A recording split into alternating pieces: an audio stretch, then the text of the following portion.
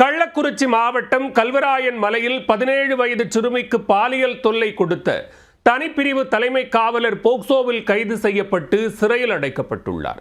சிறுமியின் தந்தையை வழக்கிலிருந்து விடுவிப்பதாக கூறி காவலர் அத்துமீற முயன்ற சம்பவத்தின் பின்னணி என்ன? கள்ளக்குறிச்சி மாவட்டம் கல்வராயன் மலையில் கரியாலூர் காவல் நிலையம் உள்ளது. இந்த காவல் நிலையத்தில் பிரபு என்பவர் தனிப்பிரிவு தலைமை காவலராக பணிபுரிந்து வருகிறார்.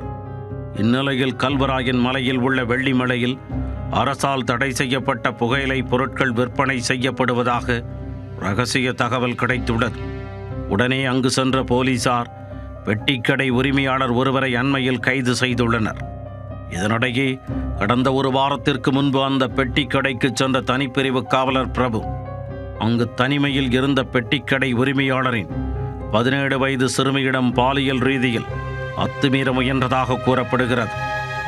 உன் தந்தையை வழக்கிலிருந்து விடுவிக்க நான் நடவடிக்கை எடுக்கிறேன் என்றும் உனக்கு அரசு வேலை வாங்கி தருகிறேன் என்றும் கூறி அந்த சிறுமியிடம் அத்துமீற முயன்றதாக கூறப்படுகிறது. அப்பொழுது சுதாரித்து கொண்ட அந்த சிறுமி உடனே அவரை கீழே தள்ளிவிட்டு தப்பியோடியதாக தெரிகிறது. இது குறித்து அழுதபடி அந்த சிறுமி தனது பெற்றோரிடம் கூற அதிர்ந்து போன அவர்கள் உடனே சிறுமியை அழைத்து கொண்டு கள்ளக்குறிச்சி அனைத்து மகளிர் காவல் நிலையத்திற்கு சென்று புகார் அளித்தனர். உடனே நடவடிக்கையில் இறங்கிய அனைத்து மகளிர் காவல் நிலைய இன்ஸ்பெக்டர் விஷ்ணு பிரியா தலைமையிலான போலீசார் தலைமை காவலர் பிரபுவை கச்சராப்பாளையம் காவல் நிலையத்திற்கு அழைத்து வந்து விசாரணை நடத்தினர்.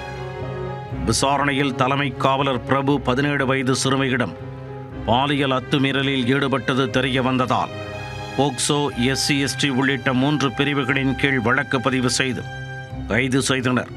தற்போது அவரை நீதிமன்றத்தில் ஆஜர்படுத்தி சிறையில் அடைத்தனர்.